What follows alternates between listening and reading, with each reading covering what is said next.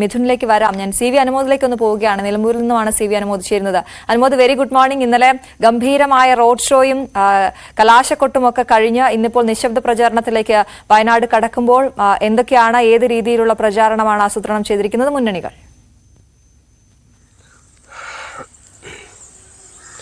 Aswathy, good morning. ഇന്നിപ്പോൾ നിശബ്ദ പ്രചരണത്തിന്റെ ദിവസമാണ്. ഏറ്റവും പ്രധാനപ്പെട്ട ഒരു കാര്യം, സ്ഥാനാർത്ഥികൾ ഇന്ന് ഈ മേഖലയിൽ പ്രത്യേകിച്ച് പ്രിയങ്ക ഗാന്ധി വയനാട് തന്നെ കേന്ദ്രീകരിച്ച് നിൽക്കുന്നു എന്നുള്ള ഒരു കാര്യം കൂടിയുണ്ട്. അതോടൊപ്പം തന്നെ പോളിംഗ് സാമഗ്രികളുടെ വിതരണം അല്പസമയത്തിനകം തന്നെ വിവിധ കേന്ദ്രങ്ങളിൽ വയനാടിന്റെ ഭാഗമായിട്ടുള്ള നിലമ്പൂരിൽ 2 ഇടങ്ങളിലും വയനാട്ടിൽ 4 ഇടങ്ങളിലും ഈ പോളിംഗ് സാമഗ്രികളുടെ വിതരണം ആരംഭിക്കും. Wayanad Kalpetta SKNGM school, Mananthavady saint Patrick school, Sultan Bathery saint Mary's college, Sultan Bathery HS എന്നീ ഇവിടങ്ങളിലാണ് വയനാട്ടിൽ ഈ പോളിംഗ് സാമഗ്രികളുടെ വിതരണമുള്ളത്. മലപ്പുറത്ത് നിലമ്പൂർ അമൽ കോളേജിലും ചുള്ളത്തറ LP സ്കൂളിലുമാണ് ഇതിന്റെ വിതരണം ഉള്ളത്. അപ്പോൾ ഇവിടെയെല്ലാം അതിന്റെ നടപടികൾ പുരോഗമിക്കുകയാണ്. അതോടൊപ്പം തന്നെ ഇന്ന് സ്ഥാനാർത്ഥികൾ നിശബ്ദ പ്രചരണമായതുകൊണ്ട് നിശ്ചയിച്ച ഇടങ്ങളിൽ അവസാനവട്ട കൂടിക്കാഴ്ചകൾക്കായിട്ടാണ് ഈ ദിവസം മാറ്റിവെച്ചിട്ടുള്ളത്. LDF സ്ഥാനാർത്ഥി ഏറനാട്, വണ്ടൂർ, നിലമ്പൂർ മണ്ഡലങ്ങളിൽ നിശ്ചയിച്ച ആളുകളെ കാണുവാൻ എത്തും എന്നാണ് നമുക്ക് അറിയാൻ സാധിച്ചിട്ടുള്ളത്. NDA സ്ഥാനാർത്ഥിയുടെയും ഇത്തരത്തിലുള്ള കൂടിക്കാഴ്ചകൾ നിശ്ചയിച്ചിട്ടുണ്ട്. പ്രിയങ്ക ഗാന്ധി വയനാട്ടിൽ നിന്ന് തുടരുന്നുണ്ട്. പക്ഷേ ഇന്ന് നിശബ്ദ പ്രചരണമായതുകൊണ്ട് സ്വാഭാവികമായിട്ടും മറ്റ് പ്രവർത്തനങ്ങളൊന്നും തന്നെ ഉണ്ടാവുകയില്ല. ആ കൂടിയാലോചനകളും മറ്റുമായിട്ടായിരിക്കും ഇന്നത്തെ ദിവസം ഉണ്ടാവുക.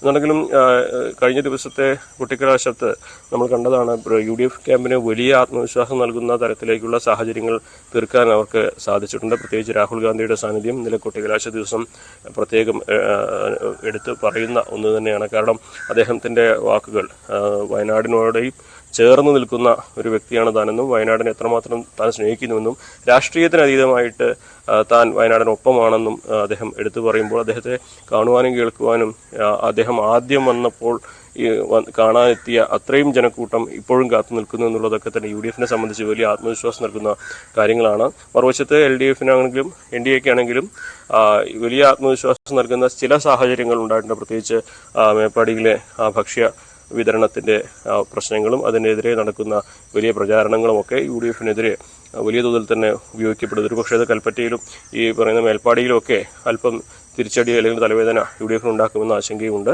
എന്നിരുന്നാൽ തന്നെയും UDFനെ സംബന്ധിച്ച് അവർ ലക്ഷ്യമിടുന്ന 5 ലക്ഷം എന്ന വലിയൊരു മാന്ത്രിക സംഖ്യ അത് നേടാനാകുമെന്നൊരു കണക്കൂട്ടൽ തന്നെയാണ് ഉള്ളത്.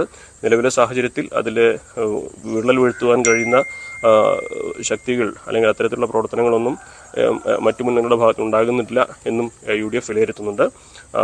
LDF ആകട്ടെ BJP ആകട്ടെ ഈ രണ്ട് മുന്നണികൾക്കും NDA മുന്നണികൾക്കും വലിയ ഒരു വോട്ടിലെ വർധനവ് ഉണ്ടാകുമെന്നൊരു കണക്കുകൂടൽ തന്നെയാണ് ഉള്ളത്. എന്നാണെങ്കിലും ഇന്ന് ഉച്ചയോടെ പോളിംഗ് സാമഗ്രികളുടെ വിതരണങ്ങൾ പൂർത്തിയാക്കി വയനാട് വീണ്ടും തെരഞ്ഞെടുപ്പിന്റെ നടപടികളിലേക്ക് കടക്കുകയാണ്.